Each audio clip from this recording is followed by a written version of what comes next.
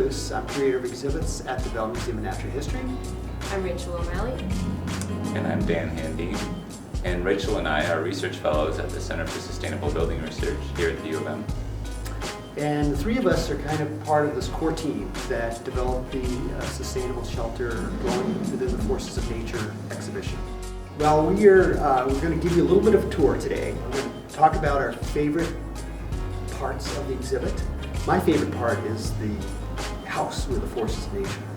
So we're talking about house, we're talking about shelter. So how do you make that real for visitors? Well, we thought, okay, have people go into this little house. I'm not even sure whose idea this was initially, but which is kind of the neat things about this collaboration. And then to try to use this window to show the outside world and to kind of give people a sense of what the, why do we need the shelter? What is the function of the shelter? So to show the weather, forces of nature, elements outside, gets people hopefully to think a little differently. And having the rest of the little house here open, just a framework, lets people then look out into the rest of the exhibit. I really like the carbon guy animation that explains the carbon cycle and how human activity has been affecting the carbon cycle in a fun and humorous way.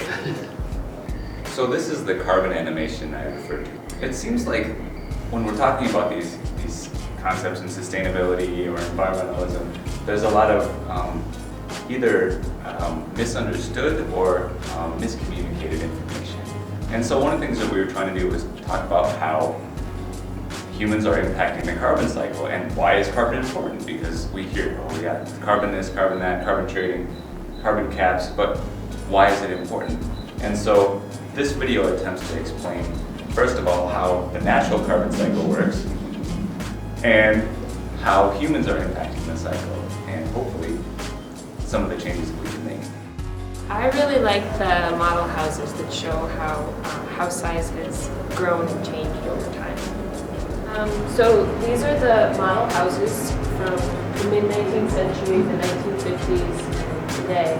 I really like them because they make a big impact right away, and then there's a lot more the more you explore them. So when you first see the houses, it's really startling to see the size difference between the 19th century house and the house of today.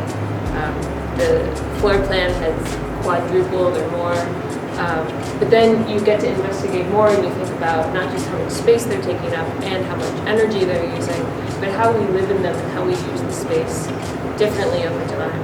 And I think it's really interesting to think about how not so long ago our habits of living were very different and had a very different impact on the earth.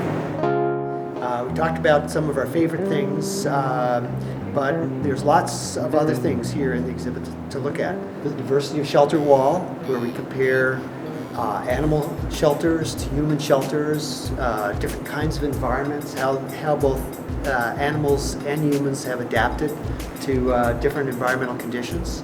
The other thing, of course, that I really like is the termite mound and the rodent burrows, where we kind of reveal the sort of hidden structure of structures created by other animals. There are some interactives like the permeable pavement interaction, where you can watch how water moves through the sort of built environment. I like the wall sections too, and it's not just because I worked on them. Basically, we're trying to explain what happens with a wall or why walls are important. What are the functions that a wall performs in a structure? And what we're really trying to show is that there's a lot of different ways that those functions can be met.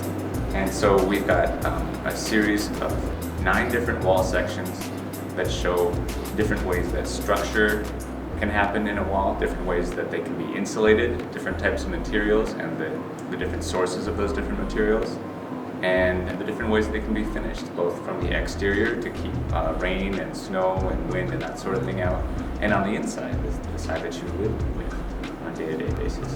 And so they're kind of cool because you can see all the many different types.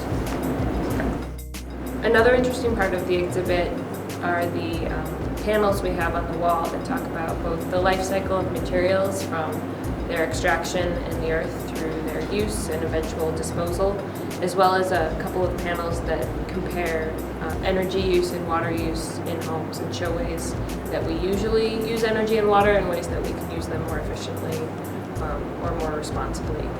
Those were really fun to work on. We got a great illustrator to help us get the point across in a sort of lighthearted and humorous way.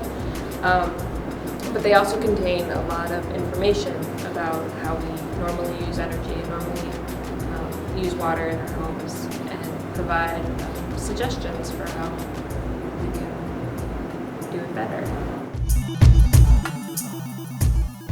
I think they should come because where else can you put your head into a greenhouse art piece? There's a lot of different interactive pieces in the exhibit. That's why I would come. You can flick light switches, you can watch dynamic glazing change from tinted to a clear state. You can see the difference of different types of glass by putting your hand underneath and feeling the difference in heat. I think there's just a lot of different things to explore. So, you can watch a cartoon, which is really entertaining, but you can also sort of get really up close and personal with complicated cartoons and graphics that allow you to explore the details of how your house works. As part of the exhibit, we set up the Icon Solar House, which was the University of Minnesota's entry to the 2009 Department of Energy Solar Decathlon competition.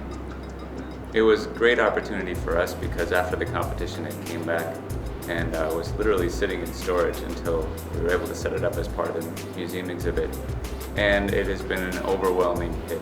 Kids, adults, faculty, lay people come through the house and they really get an opportunity to see high-tech solar. All of the heating, cooling, and electricity comes from solar power for this house.